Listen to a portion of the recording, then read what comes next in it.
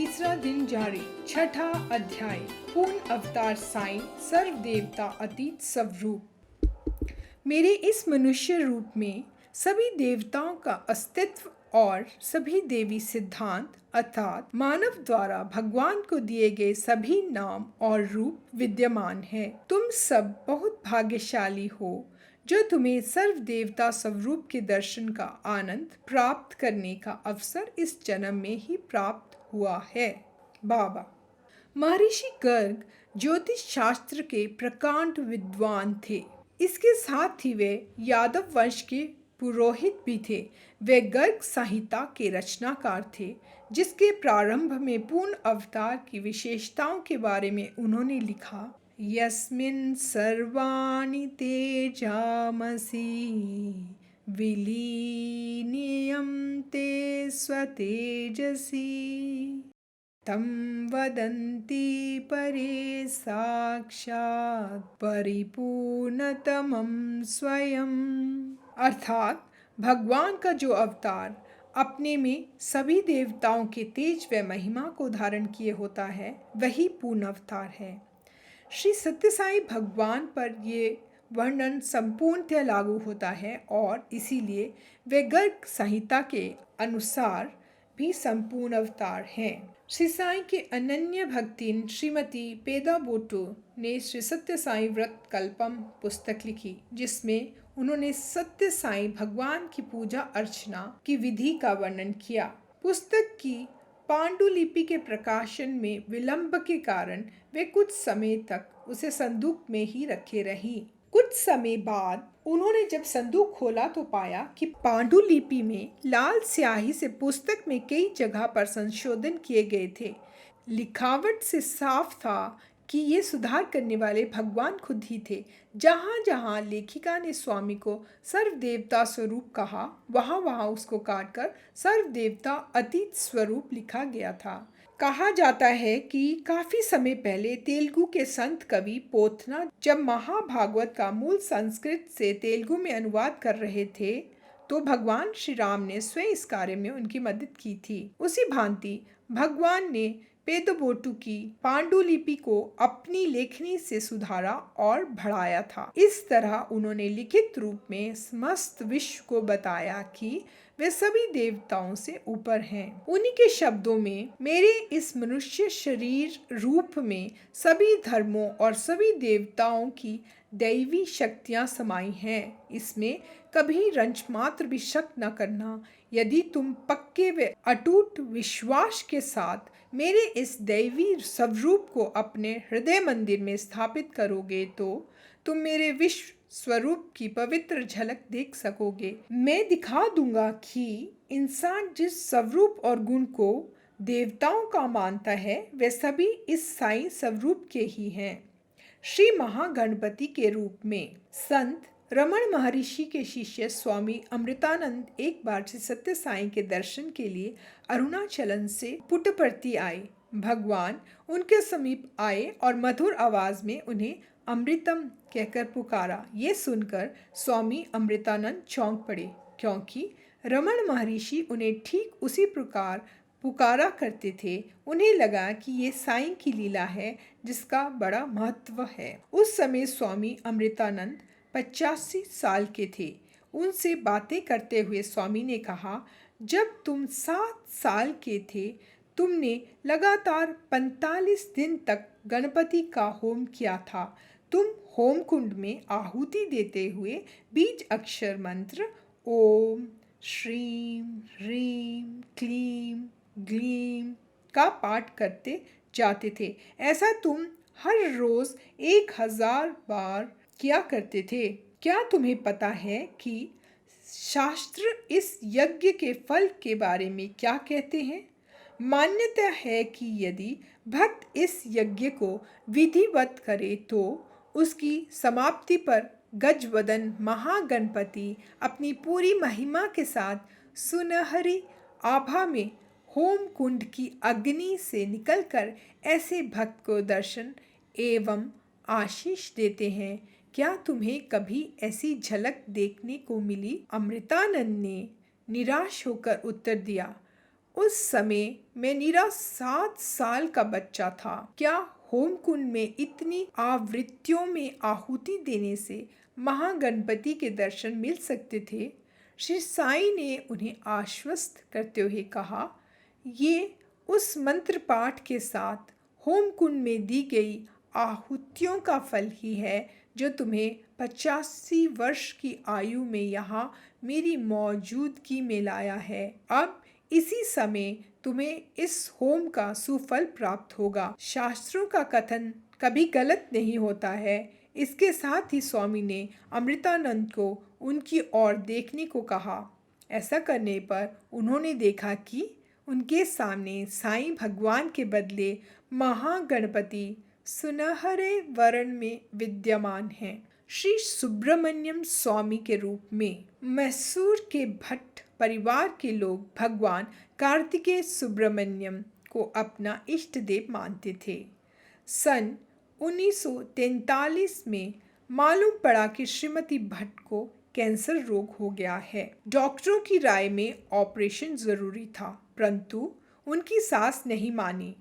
उनका ख्याल था कि वे सभी सुब्रमण्य स्वामी के पक्के भक्त थे, इसीलिए उनके इष्ट देव मरीज की जरूर रक्षा करेंगे। पूरे 6 महीने तक सारा परिवार अटूट श्रद्धा व विश्वास के साथ इष्ट देव की पूजा करता रहा। फिर भी मरीज की हालत खराब होती चली गई। एक रात उन्हें भयंकर स्वप्न आया, जिसमें एक विशाल सांप उनके बिस्तर पर चक्कर लगा रहा था। भयभीत होकर उन्होंने अपनी सास को जगाया। रोशनी करने पर वहां कुछ भी नहीं था। थोड़ी देर बाद उन्हें ज्यों ही झपकी लगी, फिर वही स्वप्न और वही सांप। फर्क इतना ही था कि अब उसने थोड़े समय में ही सुब्रमण्य स्वामी का रूप ले लिया था। उनके हाथ में त्रिशूल था, जिससे उन्होंने रोगी की छाती में छेद कर लिया। इस प्रकार त्रिशूल पर उठाकर सुब्रमण्य स्वामी मरीज को पर्वत शिखर पर ले गए। अब इष्ट देव ने श्रीमती भट्ट से पूछा कि वे वहीं चोटी पर रहना चाहती हैं अथवा अपने परिवार के पास लौट जाना चाहती हैं। वे अपने देवता के चरणों में गिर पड़ी और उनसे अपने पति और बच्चों के पास वापस ले चलने की विनती की। तब प्रभु ने उनसे कहा, अब तुम पूर्ण स्वस्थ हो, मैं सदा तुम्हारी रक्षा करूंगा। उन्होंने देखा कि उन्हें एक संकीर्ण खूबसूरत सीढ़ी से होकर वापस दुनिया में भेजा गया, जो मिलने पर 18 सीढ़ियां थीं। स्वप्न साफ था, जिसमें उन्हें पूरा भरोसा दिया गया था। उस दिन से उनके स्वास्थ्य में सुधार हो गया। वह सदा इष्ट देव की पूजा वंदना करती रही। गरीब और जरूरतमंदों की भी वे भरसक सहायता किया करती थी। इस प्रकार 20 साल गुजर गए थे। वे अपने पति के साथ पुट्टपर्ती गईं, जहां उन्होंने भगवान सत्य साईं के प्रथम बार दर्शन किए। स्वामी ने उन्हें साक्षात्कार के लिए बुलाया, जिसमें उन्होंने श्रीमती भट्ट से कहा, मैंने 20 साल पहले तुमसे बात की थी। वे ताजुब में थी और बोली, नहीं स्वामी, मैं पहली बार आपके दर्शन कर रही हूँ। फिर स्वामी ने उनसे कहा, नहीं, तुम जब मैसूर में थी, मैं तुम्हारे पास आया था। उन्होंने उनको मैसूर की उस गली का नाम भी बताया, जहाँ वे बीमारी के दिनों में रहती थी। अभी भी श्रीमती भट्ट अचरज में थी। गली का नाम तो सही था, लेकिन स्वामी उनके पास कब आए थे? स्वामी ने उनसे कब बातें की थी? कोशिश करने पर भी उन्हें कुछ याद न आया। तब अचानक उनकी निगाह साक्षात्कार कक्ष में सीढ़ियों पर पड़ी, जिससे होकर स्वामी पहली मंजिल स्थित अपने कमरे में आया जाया करते थे। उन्होंने उसकी सीढ़ियों को गिना तो ठीक 18। वे संकीर्ण तथा सुंदर थी। उन्हें ख्याल आया कि उन्होंने इन सीढ़ियों को पहले कहीं देखा था, लेकिन सवाल था कहाँ। यकायक 2 दशक पहले जो दृश्य उन्होंने अपने स्वप्न में देखा था, वह उन्हें याद आ गया और उनका गला रूंध गया। वह ठीक वही सीढ़ियां थी जिनसे होकर उनके प्रभु सुब्रमण्यम स्वामी उन्हें पृथ्वी पर वापस लाए थे। इसके पहले कि वे सचेत हो सकें, स्वामी ने हवा में हाथ घुमाया और दूसरे ही पल उनके हाथ में सुब्रमण्यम स्वामी की मूर्ति आ गई। उस मूर्ति में सुब्रमण्यम स्वामी अपने रथ पर बैठे हुए थे। वे सांप के गहनों से सजे धजे थे। इस मूर्ति को स्वामी ने श्रीमती भट्ट के हाथों में रख दिया, जो जीवन दान के लिए स्वामी के प्रति आभार भाव से दबी जा रही थी। तब जाकर उन्हें ज्ञान हुआ कि दया सागर भगवान श्री सत्य साई ही उनके घर में नित्य पूजे जाने वाले सुब्रमण्यम स्वामी थे। खुशी के मारे उनकी आंखों से आंसू का झरना फूट पड़ा, जिससे वे प्रभु के चरण कमल धो रही थी। सुब्रमण्यम स्वामी को आज प्रशांति निलयम में अपने भाई भगवान गणेश के पास देखा जा सकता है, जहां उनकी मूर्ति की स्थापना 21 सितंबर सन 1997 में भगवान के कर कमलों से की गई थी। महादेव शिव शंकर के रूप में वे स्वामी के बचपन के दिन थे। बल्लारी नगर पालिका के अध्यक्ष राम राजू एक बार सत्यम से मिलने उर्वकोंडा आए। उन दिनों सत्यम को लोग राजू कहकर पुकारते थे। उन्होंने शेषम राजू से कहा, हम चाहते हैं कि पाठशाला की छुट्टी के इन दिनों में राजू बेलारी में हमारे पास रहें। तुम समझते हो कि ये तुम्हारे एरे गेरे भाई हैं, लेकिन ये तुम्हारी गलती है। इनके चेहरे की पावनता, चमक और आभा देखकर मेरा दिल गदगद हो जाता है। मुझे इनमें दिव्य ज्योति दिखाई देती है। कृपा कर इन्हें अपने साथ लेते आइए और आप सब कुछ दिनों के लिए हमारे पास रहें। शेषम राजू ने सोचा कि कुछ दिन तक नई जगह पर रहने से सत्यम के मन पर अच्छा असर पड़ेगा, इसीलिए वे राम राजू के निमंत्रण पर उनके पास बेलारी चले गए। एक दिन उन्होंने हम्पी जाने का कार्यक्रम बनाया। हम्पी नगर पुराने जमाने में विजयनगर साम्राज्य की राजधानी थी, जहां विरूपाक्ष भगवान शिव का प्रसिद्ध मंदिर था।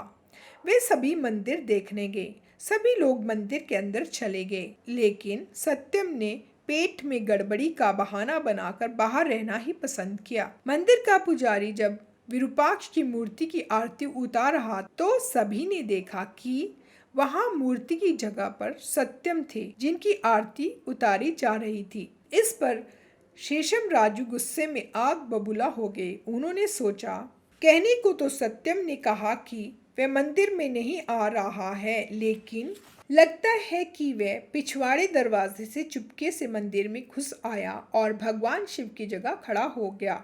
ये बहुत बुरा है। जब वे बाहर निकले तो सत्यम को पेड़ के नीचे खड़ा पाया। उन्हें अपनी आंखों पर भरोसा नहीं हुआ और उन्होंने एक बार और जांच करने की ठानी। इस बार वे बाहर रहकर ही सत्यम को देखते रहे, जिससे वे दुबक कर अंदर मूर्ति के पास न चले जाएं। एक दूसरे व्यक्ति को उन्होंने अंदर विरूपाक्ष की मूर्ति को दिखाने को कहा, लेकिन वहां तो फिर भी भगवान शिव की मूर्ति के बदले सत्यम विद्यमान थे। इस पर शेषम राजू को बड़ा आश्चर्य हुआ। सत्यम को तो वे खुद अपने सामने पेड़ के नीचे खड़ा देख रहे थे। कहा भी है, अंतर्बहिष्ट तत्सर्वम व्याप्य नारायण स्थित। भगवान नारायण एक ही समय में अंदर बाहर सभी जगह विद्यमान मिलते हैं। वे सर्वव्यापी हैं। अब उस समूह में ही हर एक ने महसूस कर लिया कि ये सत्यनारायण एक ही समय में भीतर बाहर सब जगह मौजूद हैं। ये ज्ञातव्य है कि उस समय तक भगवान ने खुद के अवतार होने की घोषणा नहीं की थी। वे सभी अत्यंत रोमांचित होकर मंदिर के बाहर निकले और अचरज भरी निगाहों से सत्यम को देखने लगे, परंतु उन्होंने पाया कि सत्यम के चेहरे में कोई असाधारण बात नहीं थी। वे एकदम पहले की भांति दिखाई दे रहे थे। शिरडी साईं की मूर्ति का विभूति अभिषेक। ये सर्वविदित है कि स्वामी विभूति सृजित करते हैं। हर रोज वे कई बार विभूति सृजित कर भक्तों को देते रहते हैं। शिवरात्रि के मौके पर बाबा शिरडी साईं की मूर्ति का विभूति अभिषेक किया करते थे। इसमें वे मूर्ति का स्नान करने के लिए पानी के बजाय विभूति का इस्तेमाल करते थे। ये विभूति वे मूर्ति के ऊपर चांदी के उल्टे बर्तन से निकाला करते थे। बर्तन से विभूति धारा की तरह निकलती रहती थी। यहाँ पर एक विशेष मौके का वर्णन उपयुक्त होगा। प्रशांति निलयम मंदिर के सामने खुली जगह के बीचों बीच मंच तैयार किया जाता था। इस मंच को शांति वेदिका कहा जाता था। इस पर एक चौकी रख दी जाती थी। शिरडी साईं की 4 फुट ऊंची मूर्ति इसके ऊपर रख दी जाती थी।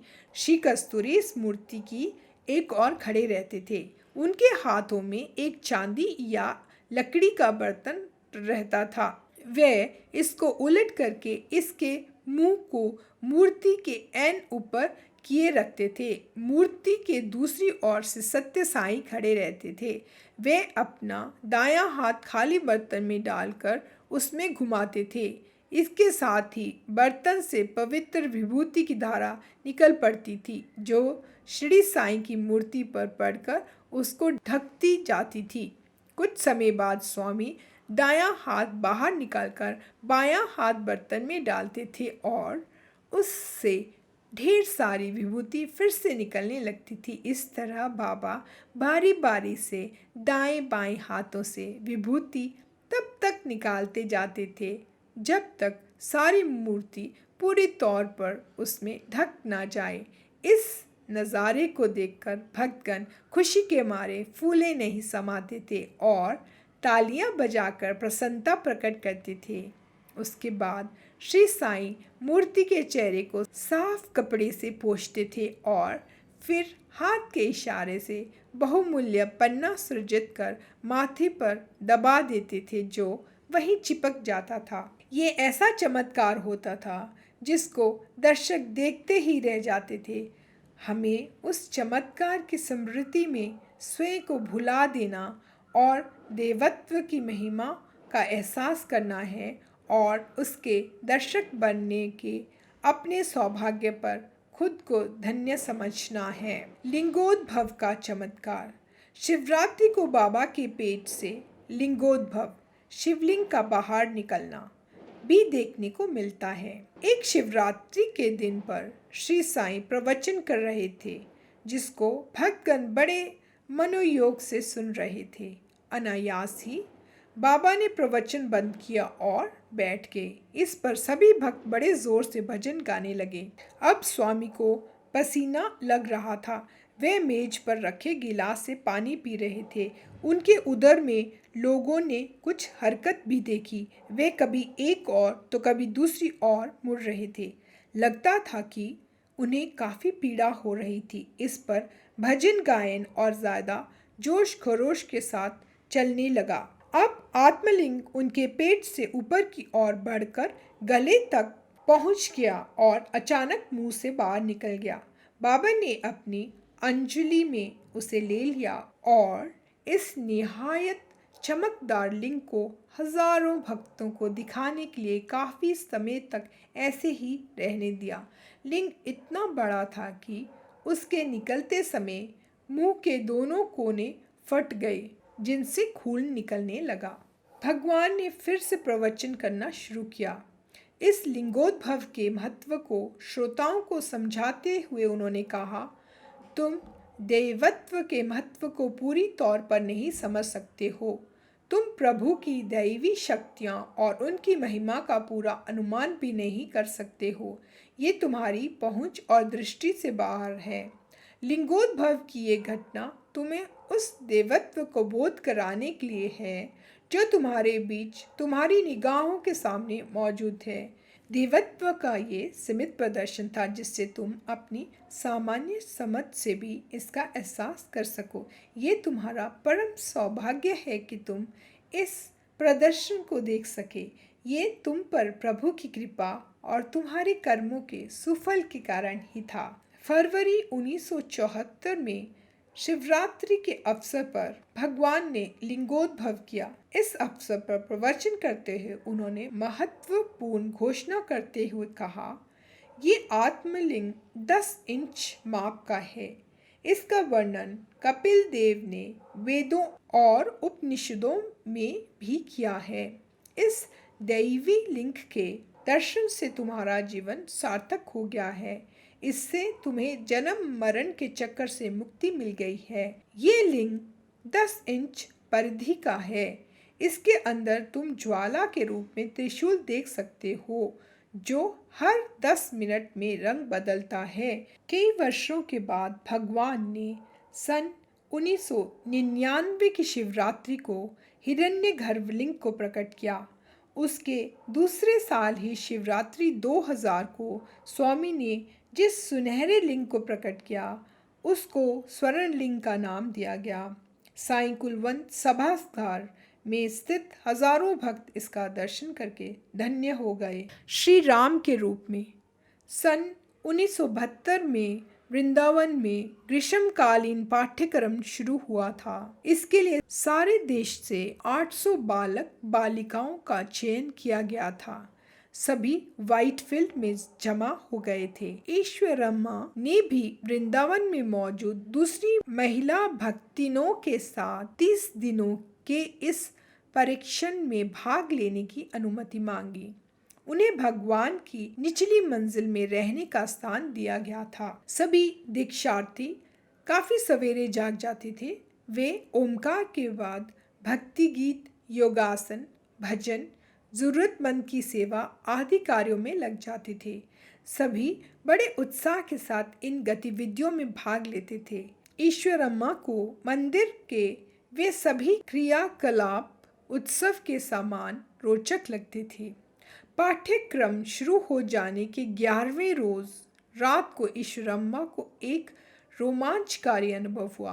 प्रातः होते ही वे पेदबोटू के पास पहुंच गई। उन्हें लोग शिरडी माँ नाम से जानते थे। ईश्वरम्मा बड़े प्यार के साथ पेदुबोटू से बोली, मुझे एक ताजुब भरा अनुभव हुआ है जिसे मैं तुम्हें सुनाना चाहती हूँ, लेकिन पहले मुझसे वादा करो कि तुम किसी को इसके बारे में नहीं बताओगे।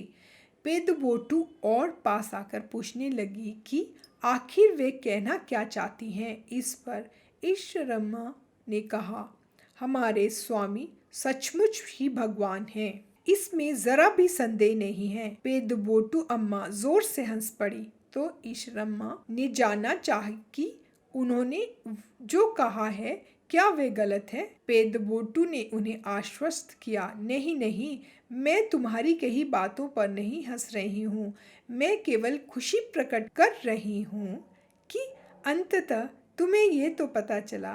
खैर उसे छोड़ो, बताओ तो सही तुम्हें ये बोध कैसे हुआ। ईश्वरम्मा ने कहा, तुम्हें पता है कि मुझे 4 दिनों से काफ़ी अधिक बुखार है। कल स्वामी मेरे पास आए। पेदुबोटू ने बीच में ही उन्हें रोका। क्या वे स्वप्न में आए थे? ईश्वरम्मा ने जवाब दिया, नहीं, मैं बुखार के मारे सो नहीं पा रही थी और एक करवट से दूसरी करवट लेट रही थी। स्वामी चलकर मेरे पास आए और उन्होंने पूछा कि मैं कैसा महसूस कर रही थी। मैंने उन्हें बताया कि मेरा सारा शरीर दुख रहा है। तब पेदुबोटू अम्मा, मैं तुमसे कैसे कहूँ, वे केवल हमको हर रोज़ दिखाई पड़ने वाले स्वामी नहीं हैं। एक ही क्षण में वे भगवान श्री रामचंद्र बन गए। सिर पर मुकुट पहने और हाथ में धनुष लिए वे मेरी बगल में खड़े हो गए। मैं भौचक थी और उन्हें प्रणाम करने लगी। मैं उठकर बिस्तर पर बैठना चाहती थी। वैसे मैं खड़ा होना भी चाहती थी, लेकिन ऐसा ना कर सकी। कुछ ही क्षणों में श्री राम फिर से स्वामी बन गए। वे हल्के से मुस्कुराए और मुझे थोड़ा विभूति प्रसाद दिया। उन्होंने कहा, बुखार चला जाएगा, चिंता ना करो। ऐसा कहते ही वे चले गए। पेदुबोटू बड़ी खुश थी और बोली, स्वामी ने सचमुच ही तुम्हें आशीष दी है। कितना बढ़िया अनुभव रहा तुम्हारा। ईश्वरम्मा ने पूरी तौर पर सचेत हालत में श्री सत्यसाई को श्री राम के रूप में देखा था। वे अवश्य ही महान आत्मा थी। ईश्वरम्मा को इस अतीव दिव्य दर्शन के बाद घटी घटनाओं से जाहिर हो गया कि ये आत्मा के परमात्मा में लीन होने की पूर्व सूचना थी। इसके अगले दिन मई 6 को प्रातः 6 बजे सभी परीक्षणार्थी नगर संकीर्तन से लौटे थे कि स्वामी ने उन्हें अपने आवास के छज्जे से दर्शन दिए और नहाने चले गए। इसी बीच ईश्वरम्मा स्नान के बाद कॉफी पी चुकी थी। उसके बाद वे अंदर के बरामदे में आराम से बैठी थी कि अचानक वे स्नान गृह की ओर मुड़ी और पुकारने लगी, स्वामी स्वामी। ये पुकार लगाते ही वे निढाल गिर पड़ी। स्नान घर के अंदर से स्वामी का उत्तर था, मैं आया आया। बस वे आखिरी सांस ले चुकी थी। सन 1983 6 मई को ईश्वरम्मा की पुण्यतिथि के मौके पर उस दिवंगत महान आत्मा के चरित्र की विशेषताओं पर प्रकाश डालते हुए स्वामी ने कहा, आमतौर से ऐसे मौक़ों पर इंसान का ध्यान गहने आदि कीमती चीज़ों की ओर जाता है। केवल बहुत थोड़े लोगों को ही जीवन के अंतिम क्षणों में स्वामी याद आते हैं। निचली मंजिल से मुझे पुकारते हुए वे चिल्लाईं, स्वामी स्वामी, जिस पर मेरा जवाब था, मैं आया आया, और वे सदा के लिए दुनिया से चली गईं। ये स्थिति ठीक ऐसी है जैसे महाविष्णु गजेंद्र की रक्षा के लिए दौड़े दौड़े चले आए थे। इस तरह दो जीवंत तारों को आपस में मिल जाना चाहिए, जिसके फलस्वरूप दूसरे ही क्षण मोक्ष मिल जाता है। जीवन की इस अति महत्वपूर्ण घड़ी में ईश्वरम्मा की पुत्री वेंकम्मा और नातिन शैलजा उनके पास ही थी, लेकिन उन दोनों के बजाय उन्होंने स्वामी को ही पुकारा। ये उनकी पावनता और धार्मिक भावनाओं का प्रमाण है। ये सचमुच आध्यात्मिक साधना का सुफल है। ये एक ऐसा उत्कृष्ट उदाहरण है जिसको तुम अनुकरण कर सकते हो। बाल कृष्ण के रूप में स्वामी कारुण्यानंद ने अरुणाचलम में रमन महर्षि के साथ कई साल बिताए थे। कुछ सालों तक वे तिरुपति के समीप गोवर्धन में मलयाल स्वामी के पास भी रहे। सन 1927 में ऋषिकेश में स्वामी शिवानंद ने उन्हें संन्यास की दीक्षा दी। उन्होंने कई आध्यात्मिक साधनाएं की। कुछ समय बाद उन्होंने आंध्र प्रदेश में राज महेंद्रवरम में गौतमी जीव कारुण्य संघ की स्थापना की, जिसके जरिए उन्होंने गरीबों एवं ज़रूरतमंद लोगों की बड़ी सेवा की। अपनी आध्यात्मिक उपलब्धियों और मानवता की निष्काम सेवा के फलस्वरूप उन्हें श्री सत्य साईं के समीप रहने का सौभाग्य प्राप्त हुआ। एक बार श्री साईं ने कारुण्यानंद को उनके साथ अपने कमरे में सोने को कहा, लेकिन कारुण्यानंद को खराटे लेने की आदत थी, इसीलिए उन्हें स्वामी के इस निमंत्रण को स्वीकार करने में झिझक महसूस हो रही थी। स्वामी ने उनसे कदापि चिंता न करने को कहा और चाहा कि वे उनके कमरे में ही सोएं। उसके बाद कारुण्यानंद ने कहा, स्वामी कभी नहीं सोते हैं, वे बिस्तर पर बाईं ओर लेटे रहते हैं। उनकी आंखें हर समय आधी मूंदी रहती हैं। उन्हें चारों ओर चलने वाले क्रियाकलाप का पूरा ज्ञान रहता है। उस रात भगवान ने कारुण्यानंद को अति दुर्लभ तथा अविस्मरणीय दर्शन दिए। स्वामी अपने बिस्तर पर लेटे थे। कारुण्यानंद ने जमीन पर बिस्तर फैलाया और सो गए। थोड़ी देर बाद उनकी नींद टूटी तो वे बिस्तर पर बैठकर स्वामी की ओर देखने लगे। उन्हें ये देखकर अत्यंत ताज्जुब हुआ कि स्वामी के बिस्तर पर उनकी जगह बाल कृष्ण लेटे हैं और उनके चारों ओर अति शोभायमान नीला प्रकाश फैल रहा है। कारुण्यानंद इस अद्भुत दृश्य को निर्निमेष निगाहों से देखते गए। उनको सहज ही विश्वास नहीं हो पा रहा था कि उन्होंने अपनी आंखों को मलकर फिर देखा तो वही भव्य दृश्य। वे पूरी तौर पर सचेत और होश हवास में थे। फिर तो भ्रम की कोई गुंजाइश ही नहीं थी। उनके सामने साक्षात बाल कृष्ण स्वामी के बिस्तर पर लेटे थे। ऐसे ही कुछ क्षण बीत जाने के बाद फिर से बिस्तर पर बाल कृष्ण के बदले श्री साईं मौजूद थे। कारुण्यानंद ने कहा, अवश्य ही मैंने जो देखा वह निरी कल्पना नहीं थी। मैं पूरी तरह जगा हुआ और होश हवास में था। वहाँ पर ज़रूर बाल कृष्ण ही थे। मैंने खुद अपनी आंखों के सामने बाल कृष्ण को श्री साईं में बदलते देखा। सत्य साईं भगवान खुलेआम अपने देवत्व का प्रदर्शन नहीं करते थे। संभवतया वे महसूस करते थे कि ऐसा करने से दूर दराज से अपार भीड़ उनके चारों ओर जमा हो जाएगी।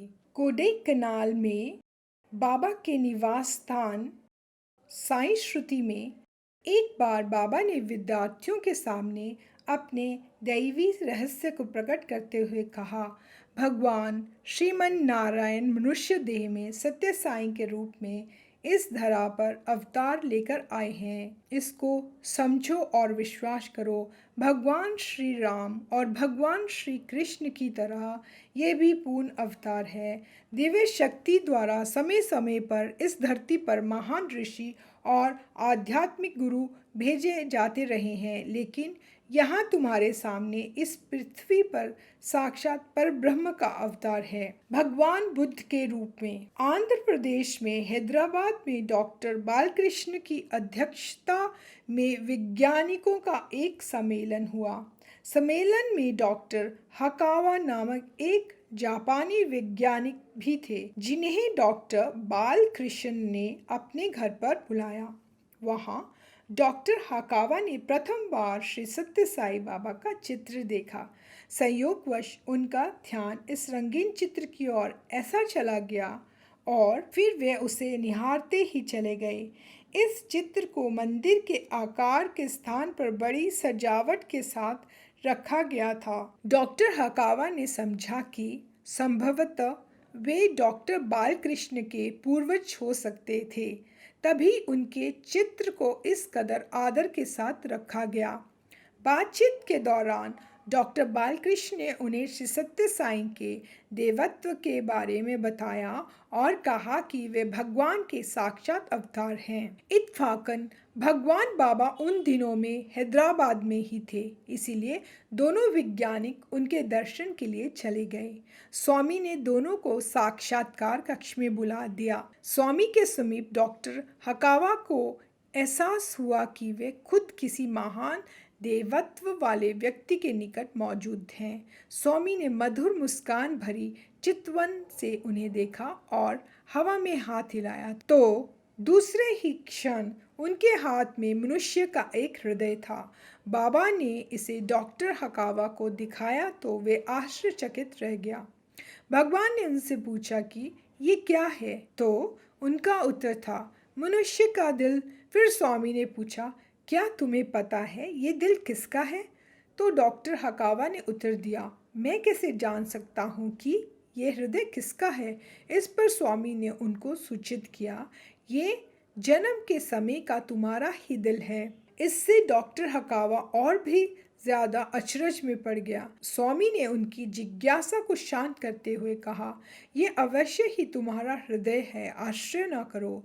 तुम्हारा जैसे ही जन्म हुआ तुम्हारे दिल की धड़कन बंद हो गई। तुम एक प्रकार से मर चुके थे, तुम्हारा शरीर नीला पड़ने लगा था। तुम्हारे पिता दार्शनिक मिजाज के अच्छे भक्त थे। उन्होंने तुम्हारी देह को मेरे चरणों में रखा और प्रार्थना करने लगे, मेरे प्रभु, मैंने आपसे बच्चे के लिए प्रार्थना की थी, आपने मेरी विनती का ऐसा जवाब दिया। ये मृत देह मेरे किस काम की? इसलिए मैंने तुम्हारे दिल की चिकित्सा की और तुम्हें फिर से जिंदा कर दिया। वास्तव में डॉक्टर हकावा की उम्र बाबा की उम्र से अधिक थी। उसके पिता ने भगवान बुद्ध से उन्हें पुनर्जीवित करने की विनती की थी। उस घटना का रहस्य उनके माँ बाप के अलावा और किसी को पता नहीं था। अब डॉक्टर हकावा इस नतीजे पर पहुंचा कि भगवान बुद्ध जो कई सदी पूर्व इस धरा पर आए थे, अब फिर से साईं भगवान के रूप में अवतार लेकर आए हैं। साक्षात्कार के आरंभ में स्वामी ने मुस्कुराते हुए प्रोफेसर हकावा को आवकाया नाम से बुलाया। तेलुगु में आम के अचार को अवकाय कहते हैं। ईसा मसीह के रूप में अमेरिका के एक रोमन कैथोलिक दंपति को जब भगवान बाबा के बारे में मालूम हुआ तो वे पुट्टपर्ती आ गए। प्रशांति निलयम में दर्शन सभा के दौरान स्वामी को देखकर दोनों बड़े प्रभावित हुए। उन्हें स्वामी का स्वरूप भव्य और महिमामय लगा। उन्हें साफ महसूस हुआ कि उनकी देह से आध्यात्मिक तरंगे निकलकर उन्हें प्रभावित कर रही हैं। उन्हें बड़ी खुशी का एहसास हो रहा था। इससे वे आश्चर्यचकित और प्रसन्न थे। पति विशेषतया स्वामी की करुणा में, निगाहों और प्रेम में सराबोर दिल से बड़े आकर्षित हुए। उन्हें लगा कि ईसा मसीह बाबा के रूप में फिर से धरती पर उतर आए हैं। परंतु उस औरत को अपने पति का इस कदर स्वामी की भक्ति की धारा में बह जाना पसंद न आया और कहने लगी, क्या बेवकूफी है तुम्हारी। हम रोमन कैथोलिक हैं। तुम्हारा ये ख्याल कदापि सही नहीं है कि ये हिंदू असली ईसा मसीह है। इस विषय में मैं तुमसे कदापि सहमत नहीं हूँ। इस तरह वे स्वामी से कुछ दूर ही रही। एक दिन स्वामी ने इस दंपति को साक्षात्कार के लिए बुलाया। इस पर पति खुशी के मारे फूले नहीं समा रहे थे, लेकिन वह महिला पूर्ववत अप्रभावित एक कोने में बैठी रही। साक्षात्कार समाप्त होने को था कि उस आदमी ने स्वामी से पूछा, स्वामी क्या मैं आपकी फोटो खींच सकता हूँ। स्वामी ने अनुमति दी और उसने अपने कैमरे से बाबा की कुछ फोटो उतार ली। अपने देश लौटने पर जब उन्होंने फिल्म छापी तो उनके आश्चर्य का ठिकाना नहीं था। वहाँ हर फोटो में श्री सत्य साईं के बदले ईसा मसीह ही थे। इस पर महिला को बड़ा पश्चाताप था कि वे सत्य साईं में अपने ईसा मसीह को ना देख पाई। उस दिन से वे बाबा की अनन्य भक्तिन बन गई। एक भक्त ने भगवान बाबा से पूछा, ईसा मसीह ने फिर से इस धरती पर आने का वायदा किया था, क्या आप वही ईसा मसीह हैं। स्वामी ने उसको समझाया, ईसा मसीह ने ये नहीं कहा था कि वे फिर से आएंगे। उन्होंने जो कहा वह ये था कि भगवान जिन्होंने उनको इस धरा पर भेजा है खुद आएंगे। उन्होंने भेड़ की ओर इशारा किया कि उनका नाम ऐसा होगा। भेड़ का चिल्लाना बा बा सुनाई देता है ना। इस तरह ईसा मसीह का इशारा था कि भगवान जब इस पृथ्वी पर आएंगे तो उन्हें उसी नाम बाबा से पुकारा जाएगा। लेकिन उनके अनुयायी उनकी कही बात को सही ना समझ पाए। ईसा मसीह को इस धरती पर मैंने ही भेजा था। बाबा की हथेली में काबा। प्रोफेसर बशीरुद्दीन जब श्री साईं बाबा के दर्शन के लिए आए तो भगवान ने एक लॉकेट सृजित कर उन्हें दे दिया। उस पर अरबी भाषा में अल्लाह लिखा था। अरबी में अल्लाह का जो अर्थ है वही संस्कृत में सर्वंतर्यामी तथा अंग्रेजी में ओमनी प्रेजेंट होता है। तीनों का मतलब एक ही है। एक बार कुछ अरबी प्रशांति निलयम में बाबा के पास आए। उस दिन बकरीद का पावन त्योहार था। स्वामी ने उन्हें साक्षात्कार कक्ष में बुलाया। स्वामी ने अपनी हथेली ऊंची करके उन्हें दिखाई, जिसमें उनका पवित्र काबा साफ दिखाई दे रही थी। उस समय वहाँ हजारों की तादाद में धर्मालु मुसलमान घुटने टेके प्रार्थना करते दिखाई पड़ रहे थे। ये चंद उदाहरण हैं जिनसे विदित होता है कि स्वामी सभी देवताओं के प्रतीक हैं। इतना ही नहीं, सभी देवी देवता उनमें समाये हैं। कई यहूदी भी इसको सही मानते हैं। उदाहरणतः डॉक्टर सैंडविच का कथन था, मुझे पक्का विश्वास है कि बाबा भगवान के अवतार हैं। हिंदू, ईसाई और यहूदी साहित्य व परंपराओं में जो दिया गया है वह निरी काल्पनिक उड़ान नहीं है। वे बातें सभी सही हैं। उन सभी की मान्यता है कि भगवान में आवश्यकता पड़ने पर अवतार लेने की देव शक्ति है। भगवान दत्तात्रेय के रूप में सन 1978 की शिवरात्रि के दिन साईं बाबा ऊटी से बेंगलोर कार में सफर कर रहे थे। उनके साथ मोटर कारों के काफिले में भक्त तथा विद्यार्थी भी थे। भक्तों में एक श्रीमती रतनलाल भाटिया थी। वे बेंगलोर में प्रतिदिन बाबा के लिए भोजन पकाती थी। एक स्थान पर श्री साईं ने काफिले को रोका और सुस्ताने के लिए कार से उतर गए। सभी बैठकर थकान मिटाने लगे। स्वामी ने आध्यात्मिक विषयों पर चर्चा शुरू कर दी। वे जानते थे कि विद्यार्थियों में से एक छात्र को अभी भी उनके देवत्व पर पूरा भरोसा नहीं था। स्वामी ने उनसे पूछा, तुम्हें अभी भी मेरे बारे में शंकाएं हैं? क्यों, ठीक तो है ना? तुम्हारे पास अभी पोलराइड कैमरा है, मेरा फोटो खींच लो, तुम्हें मेरी असलियत का बोध हो जाएगा। बाबा फोटो खिंचवाने के लिए एक स्थान पर खड़े हो गए। छात्र भी कैमरा हाथ में लिए फोटो लेने की तैयारी कर रहा था। अचानक श्रीमती रतनलाल दौड़कर आगे बढ़ी और बाबा के वस्त्रों में पड़ी सिलवटों को ठीक करने की कोशिश करने लगी, जिससे लिए जाने वाले चित्र में कोई कमी न रह जाए। स्वामी ने अत्यंत गंभीर होकर उन्हें तुरंत वापस जाने को कहा। बाबा ने ये आदेश ऊंची व कड़कती आवाज में दिया था, जिससे श्रीमती रतनलाल सकपका गईं और अपनी जगह पर आकर दूर खड़ी हो गईं। इस बीच छात्र ने कैमरा क्लिक कर दिया था। थोड़ी देर में उससे निहायत खूबसूरत चित्र निकल गया, लेकिन ताज्जुब कि चित्र श्री साईं का न होकर ब्रह्मा, विष्णु और महेश के 3 सिरों वाले भगवान दत्तात्रेय का था। चित्र में भगवान के समीप ही 4 कुत्ते और एक गाय भी दिखाई दे रही थी। जब स्वामी को ये चित्र दिखाया गया तो उन्होंने श्रीमती रतनलाल से कहा, अब तुम्हें पता चला कि मैंने तुम्हें फोटो लिए जाते समय तुरंत दूर जाने को क्यों कहा। उस समय मेरी देह से अति सशक्त तिरंगे निकल रही थी। तुम उनके असर को झेल सकने में समर्थ नहीं थी। श्री सत्य साईं साक्षात परब्रह्म हैं। वे ही सृष्टि, स्थिति और लय के चक्र के आदि स्रोत हैं। इस घटना में उन्होंने एक ही रूप में अपने ब्रह्मा, विष्णु और शिव होने का प्रदर्शन किया है, इसलिए उनमें सारी परलौकिक शक्तियाँ समाई हैं। मेरी मनुष्य देह में सभी देवी शक्तियाँ मौजूद। एक बार श्री साईं ने घोषणा की, मैं तुम्हारे बीच घूमता हूँ, तुम्हारी तरह भोजन करता हूँ और तुम्हारे साथ बातें करता हूँ।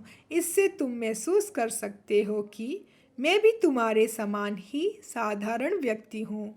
ऐसी गलती करने से तुम संकट में पड़ सकते हो और माया के भ्रम जाल में फंस जाओगे कि मैं भी तुम्हारे समान एक साधारण व्यक्ति हूँ। ऐसी गलती करने से सतर्क रहकर उस खतरे से बचना चाहिए। माया जाल भी मेरा ही अंग है। मैं तुम्हारे साथ ही गाता हूँ, तुमसे बोलता हूँ, तुम्हारी सारी गतिविधियों में भाग लेता हूँ और इस तरह तुमको भ्रम में डाल देता हूँ। लेकिन मैं किसी भी क्षण अपना देवत्व प्रकट कर सकता हूँ। तुम्हें सदैव सचेत रहना चाहिए ताकि तुम उस महान अवसर पर चूक न जाओ और उसका भरपूर उपयोग कर सको। मेरी इस मनुष्य देह में सभी धर्म तथा दैवी शक्तियाँ मौजूद हैं। लोग किसी भी नाम और स्वरूप के देवता को माने और पूजा अर्चना करें, सभी केवल सत्य साई में समाये हैं और किसी अन्य में नहीं। मैं इसे भली भांति दिखा सकता हूँ, इसीलिए मैं अपने सभी प्रवचनों में स्पष्टतया कहता हूँ कि अल्लाह, ईसा मसीह, यहोवा, राम, कृष्ण, ईश्वर, साईं सभी नाम हैं जो बिना किसी अंतर के मुझसे ही ताल्लुक़ रखते हैं। प्रभु जब मनुष्य देह धारण कर धरती पर उतरते हैं तो उनके बाहरी स्वरूप से असलियत का पता करना कठिन होता है। इंसान भगवान के बाहरी संसारिक स्वरूप से अपने स्वरूप की समानता को देखकर गलती से मान लेता है कि दोनों का स्तर एक ही होना चाहिए। सत्य यही है कि चाहे सारी मनुष्य जाति हजारों सालों तक भले ही कठोर तपस्या कर ले, फिर भी वे मेरा निज तत्व का बोध नहीं कर सकती है। यदि तुम अपने सामने पवित्र नाम और स्वरूप में मौजूद देव शक्ति की कृपा प्राप्त कर लो तो तुम्हें सर्वोच्च आत्म साक्षात्कार प्राप्त हो सकता है। ये तुम्हारा परम सौभाग्य है कि तुमको ऐसा दुर्लभ मौका मिल रहा है। अभी तक महान ऋषि मुनि, साधु, सन्यासी, योगी और संत जो प्राप्त कर सके हैं, ये उससे भी बढ़कर है। इस तथ्य को कभी ना भूलना। विश्व में सर्वव्यापी स्वामी। लीला और होमर कैलिफोर्निया निवासी पति पत्नी हैं। होमर नासा में कार्यरत हैं और अंतरिक्ष में उपग्रह भेजने का कार्य करते हैं। सन 1972 में लीला एक ऐसे समूह से जुड़ गई जिसकी मुखिया स्वामी की भक्तिन इंदिरा देवी थी। वह इस समूह के साथ स्वामी के दर्शन के लिए पुट्टपर्ती आई। जिस समय लीला स्वामी की मौजूदगी में उनके सामने थी, उनके पति अमेरिका में अपने कार्यालय में कुछ अधिकारियों के साथ बैठे थे। उनका इरादा अंतरिक्ष से पुट्टपर्ती के फोटो चित्र लेने का हुआ। फलतः धरती से 200 मील ऊपर स्थित उपग्रह से ये फोटो खींच लिए गए। अत्यधिक दूरी के कारण नगरों, पहाड़ों, भवनों आदि के कोई साफ चित्र न आ सके। चारों ओर केवल काले और सफेद धब्बे ही दिखाई दे रहे थे। पुट्टपर्ती से लौटने पर लीला ने जब उन्हें देखा तो बड़ी निराश हुई। मध्यवर्गीय परिवार होने के कारण उनका ख्याल था कि ऐसे बेकार चित्रों पर $60 सरीखी बड़ी रकम खर्च नहीं की जानी चाहिए थी। इस बीच कुछ साल बीत गए थे कि कुछ साईं भक्त इंदिरा देवी की बेटी की शादी में शरीक होने आए थे तो होमर परिवार के घर पर भी पहुंच गए। उस समय होमर एक साईं बुक सेंटर चला रहे थे। आगंतुकों ने इच्छा की तो होमर ने उन्हें उपग्रह से लिए गए पुट्टपर्ती के चित्र दिखाए। चित्र देखते हुए उनमें से एक महिला अनायास ही चिल्ला पड़ी, ये रहे साईं बाबा। तब सभी लोगों ने चित्र को और भी गौर से देखा। आश्चर्यजनक तरीके से उन्हें काले सफ़ेद धब्बों के बीच साईं बाबा का चेहरा दिखाई देने लगा, जबकि इसके पहले उसमें लैला और होमर को कुछ भी देखने को नहीं मिल रहा था। अब चित्र में उनके सिर के बालों का गुच्छा, आंखें, नाक का आकार और यहाँ तक कि गाल पर तिल भी साफ दिखाई दे रहा था। होमर ने अक्षांश और देशांतर के लिहाज से हिसाब लगाया तो पाया कि स्वामी का रूप 40 मील लंबा और 20 मील चौड़ा था। उन्हें ये देखकर बहुत ताज्जुब हुआ कि स्वामी का स्वरूप इतने बड़े क्षेत्र में फैला था। उपलब्ध आंकड़ों की मदद से होमर समझ सका कि स्वामी उस समय पुट्टपर्ती के चारों ओर के विशाल क्षेत्र में अपनी निगाह फैलाए हुए थे। होमर सन 1978 में स्वामी के दर्शन के लिए पुट्टपर्ती आए। उन्हें स्वामी के सिर के चारों ओर बहुत बड़ा वृत्ताकार प्रभामंडल दिखाई दिया, जिसके उन्होंने कुछ फोटो भी खींचे और स्वामी को दिखाए। भगवान बाबा ने मुस्कुराते हुए ठीक उसी तरह कहा जैसे कृष्ण ने अर्जुन से कहा था, ये तो मेरी अनंत महिमा का अंश मात्र है। नेति नेति का आंतरिक महत्व। एक संस्कृत कहावत है, यतो वाचो निवर्तन्ते अप्राप्य मनसा सह आनंदम ब्रह्मणो विद्वान न विभेति कृतश्च नेति। इसका अर्थ है, आत्म तत्व ही वास्तव में परब्रह्म तत्व है। इस रहस्य को शब्द तथा मन के जरिए नहीं जाना जा सकता है। इस बहुत ऊंचे आध्यात्मिक विचार को बाबा ने रामायण के एक साधारण तथा विनोदी घटना से स्पष्ट किया। सीता, राम और लक्ष्मण भारद्वाज ऋषि के आश्रम में पहुँचे। उस समय की प्रचलित प्रथा के अनुसार ऋषि एक समूह में बैठे थे तो उनकी पत्नियां तथा अन्य महिलाएं दूसरे समूह में बैठी थी। वे सभी एक साथ नहीं बैठे थे जैसे कि आजकल आम तौर से लोग बैठते हैं। वहां पहुंचने पर सीता महिलाओं के साथ बैठी तो राम लक्ष्मण ऋषियों के साथ। राम लक्ष्मण दोनों सन्यासियों के भेष में थे। राजकुमार होने के नाते उनके चेहरों से तेज टपकता था, इसीलिए वे भी ऋषियों की भांति दिखाई दे रहे थे। राम और लक्ष्मण में फर्क समझना काफ़ी कठिन था।